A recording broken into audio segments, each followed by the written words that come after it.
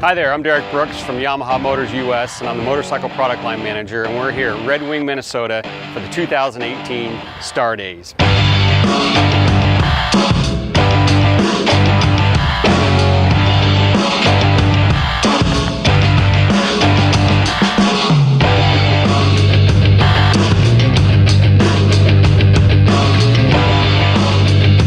Now I'm here with my friend Vince.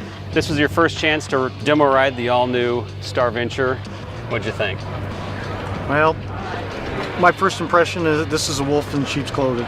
The power delivery on this was seamless. I like the two different modes. I tried them out, the touring mode and the sport mode. Just confident, inspiring. The way the power delivery is very linear. Nothing like other V-twins that I've ridden from, other companies. They have a very pulsating feel to them, and it's very hard to control a bike like that, especially at slow speeds going through a parking lot. Boom, boom, boom. But it's got way more torque than I could ever imagine a bike of this size having. Yeah, and you mentioned controllable, and that really was a very, very important key factor in developing this bike, not just for the engine, the whole bike, making it easy to manage. Because as we know, touring bikes are big bikes, there's no hiding that, but if we can make it as easy to manage as possible, it's going to give you, as a rider, more confidence, and that's going to, of course, give you the confidence to put a rider or a passenger on back, fill it full of luggage, go for that long trip. Certainly. And the V-twin engine was a very important part of that confidence, making it nice and narrow so you can get your feet on the ground. The motor itself, it's a semi-dry sump, so we don't have an oil sump on the bottom, which allows the whole motor to be positioned really low in the chassis, which again is going to give that low center of gravity feeling. What you felt, that sporty handling, sure. It's all because of this low center of gravity, not having all the cams and all the other, especially rotating mass up top. It's all down below, and that's really what's providing that nimble handling. A big difference between the previous model of Venture in the fact that it's the handling. The old one felt a little heavy.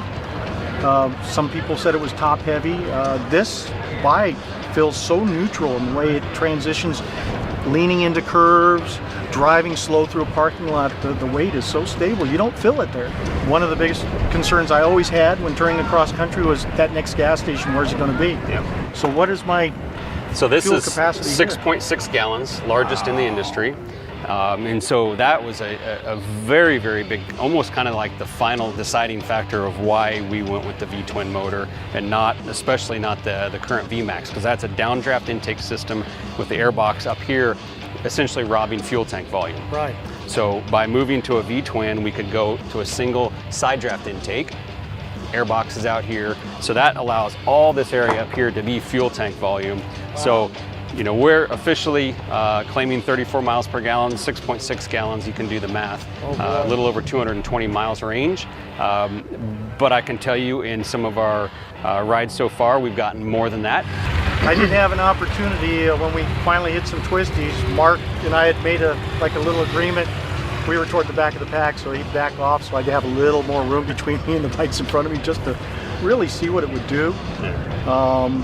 Yeah, that was super impressive. That's a good point too, that acceleration, and that's another big advantage of the V-twin. We're in an operating range of RPM under 4,750 RPM. So on, for example, the V-Max motor, it's making its peak torque at over 6,000 RPM. This is making its peak torque under 3,000 RPM, and this has more torque than the V-Max motor, which a lot of people don't realize. Whoa. So not only do you have more torque, it's a much lower RPM range, which is a lot more calm. You don't have that high RPM frequency, kind of busy feeling. Sure. So again, it's just about comfort and relaxing. Yeah, I didn't have to, as we hit the twisties, some of them were like 35, 40 mile an hour twisties. Admittedly, I went through them a little bit faster than that, but I didn't have to do a lot of gear selection for it, which was really nice. That's right. Rolling off and rolling back on, the power was there, so I didn't have to hunt for that power band once I started coming into a turn. That's exactly the benefit of the big V-twin. It's got a very broad torque range, so you're not constantly trying to find a gear to keep it up in that sweet spot, that you do on some of the higher RPM motors. And how did you keep that engine so smooth? I mean, it's not V-twin bouncy, like the handlebars don't move, nothing moves, you don't feel it. So new, that's a great question. New for Yamaha on our V-twin line is a composite dampened engine. So in other words, it's not a rigid mounted engine. Really? For the first time, but it's a very advanced system. Typically on a rubber mounted or composite mounted engine, what you give up is chassis rigidity, which then you get in the corners and maybe it doesn't feel quite as neutral or solid handling. But our engineers have designed a very advanced system to where you have the dampened vibration, but yet it still keeps the chassis rigidity. And I think that's exactly what you're feeling in the handling. You're not going in the corner and feeling any kind of wallowing. It's very, very neutral in the handling. Yeah, I noticed that right away because pitching a Royal Star, I've changed the suspension on the Royal Star to make it handle better, and it still doesn't handle anywhere near this good. So again, it's really stable, whatever speed you tossed it through. But I wasn't aware that's how you mounted the engine. That makes a heck of a big difference. That's sweet, really cool. Sweet. Thanks. Glad you like it. Yeah. You bet. Good talking to you. Good talking to you. Thanks for your questions and thanks for your comments. Yeah, Appreciate thanks it. for answering them. You bet. Thank you.